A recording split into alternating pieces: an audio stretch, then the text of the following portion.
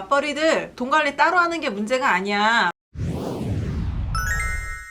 안녕하세요, 스타님들. 잘 지내셨나요? 여러분들의 금쪽 같은 돈과 돈에 대친 마음을 지켜드리는 윤영입니다. 저번에 싱글에 관련된 영상을 올려드렸잖아요. 싱글이 돈 관리를 하는 거는 사실상 그렇게 어렵진 않아요. 나 혼자만 잘 아껴서 잘 살면 되니까. 근데 정말 돈 관리가 문제가 많은 데는 어디냐면 커플 분들이에요. 결혼하신 분들. 돈 관리 때문에 정말 많이 싸우게 되고 나중에는 진짜 사이가 힘들어지는 경우까지 가는 게 많아서 진짜 이 부부분들한테 돈 관리가 정말 중요하거든요. 그래서 오늘은 커플분들이신데 두 분 다 월급 생활자이신 분들을 얘기를 해드리려고 해요. 똑같이 고정적인 급여 소득자이신 거죠. 첫 번째 고민, 돈 관리를 각자 하는 게 맞을까요? 돈 관리를 어느 한 사람이 하는 게 맞을까요? 라는 요청이 가장 많이 들어옵니다. 그런데 제가 드리고 싶은 말씀은 어떤 거냐면 돈 관리를 각자 하는 게 잘못된 건 아니에요. 두 분이 공유가 안 되는 게 문제예요. 이 가정 경영에 있어서 중요한 가정 재무 상태는 두 분이 공유를 해야 되는데 그게 안 되면서 각자 돈 관리를 하니까 결혼을 해서 살긴 사는데 합쳐지지 않은 것 같은 그 느낌? 이게 이어지는 게 문제거든요. 그래서 제가 오늘은 이 두 분이 어떻게 돈을 합쳐서 관리를 하면 되는지 말씀을 드리도록 하겠습니다. 맞벌이신 분들 급여 날짜가 두 분이 좀 다르실 거예요. 만약에 남편분은 15일인데 아내분이 20일이다. 그러면은 그 모든 것들을 급여 날짜가 늦은 분 뒤로 해서 이 경비 통장에 남편분이 넣고 아내분이 넣고 그 가정의 총 소득이 다 모인 다음에 나머지가 쭉 빠지게 해놔야 나중에 통장 거래 내역만 봐도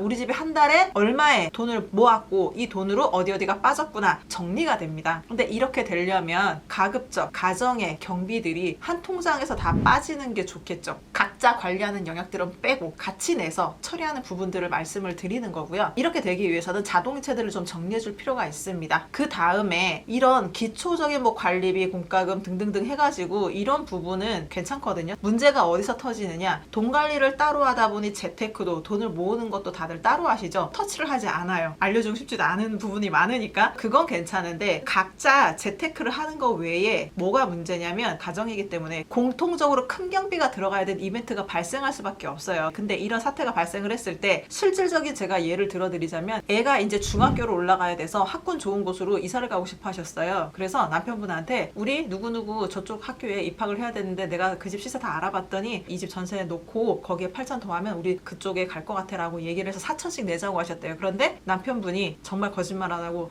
나 지금 700밖에 못 줄 것 같아 이렇게 얘기를 하셨대요. 그럼 이 아내분 어떻게 해야 될까요? 아이의 지금 교육이 달렸잖아요. 본인이 갖고 있는 돈 다 싹싹 끌고 부족한 건 친정아의 도움까지 받아갖고 이사를 가셨거든요. 이 두 분 사이가 어떨까요? 그 다음에 결코 잘 지내지 못하셨어요. 끝이 안 좋았어요. 가정이라는 거는 공동체란 말이죠. 공통적으로 영위해야 될 부분은 똑같이 이걸 마련을 해야 된단 말이에요. 근데 그 부분이 안 돼요. 그래서 맞벌이를 하시는 분들 가정의 공통 경비, 그 다음에 설정해야 될 게 뭐냐, 가정의 공통적인 재무 이벤트에 대비한 공통 재무 목표 자금을 같이 관리하셔야 되는 거예요. 또 중요한 것, 야, 내 믿고 맡겼는데 돈을 이거밖에 못 모았어? 이런 얘기 하시는 분들이 계세요. 절대 이런 얘기는 부부간에 할 이야기가 아닙니다. 나보다 꼼꼼한 것 같아서 그냥 다 맡겼어요. 이런 건 남편이 알아서 잘하니까 그냥 다 맡겨놨는데 세상에 돈을 하나도 못 모아놨대요. 이런 거는요, 맡기신 게 아니에요. 방치하신 거예요. 아예 믿고 맡겨버려서 이 사람이 어떻게 하는지 안 하는지를 모르고 있다가 이거 안 했어? 라고 묻는 건 이분 입장에서는 되게 황당할 수밖에 없어요. 가정은 경제 공동체예요. 공동체 재산은 어떻게 해야 돼요? 구성원이 다 같이 관리하는 게 맞습니다. 부부는 법적으로 서로에게 부양 의무가 있어요. 안정적인 장소에서 잘 살 수 있도록 서로 보살펴야 된다는 얘기잖아요.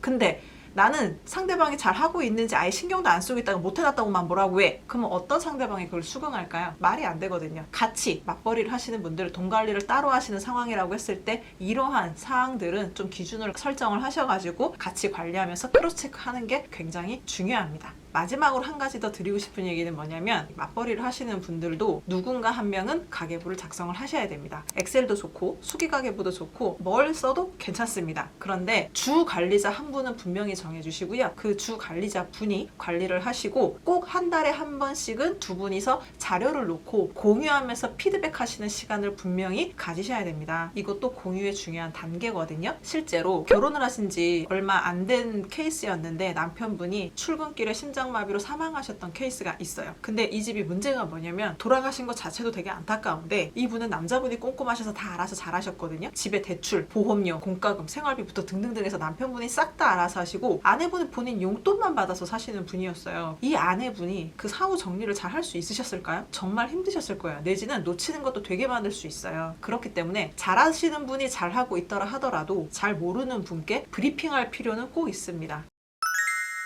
월급쟁이신 분들 똑같이 수입을 다 모은 다음에 가정의 공통경비가 다 빠지게 하고 그 공통의 경비 안에는 공통의 재무목표 설정하고 그 자금을 같이 모을 것, 그 모으는 걸 분명히 같이 확인할 것, 그리고 잘 하시던 분이어도 잘 모르는 분께 가정의 재무 상태, 우린 이달에 이렇게 해서 얼마를 모았고 어디에 돈을 넣고 이렇게 흘러가고 있어 라고 해서 꼭 공유시켜 주는 것, 이 부분 중요하니까 이 큰 틀 지켜주시고요. 더 세부적인 내용들은 이제 차차 또 컨텐츠를 찍을 예정이기 때문에 기다려주시면 감사하겠습니다. 우리 월급쟁이 맞벌이신 분들 많이 힘드시죠? 하지만 우리의 미래는 점점 더 현명한 부자가 될 수 있는 방법의 길들이 많이 열려 있으니까 힘내시고 다음 영상에서 또 만나뵙도록 하겠습니다. 감사합니다.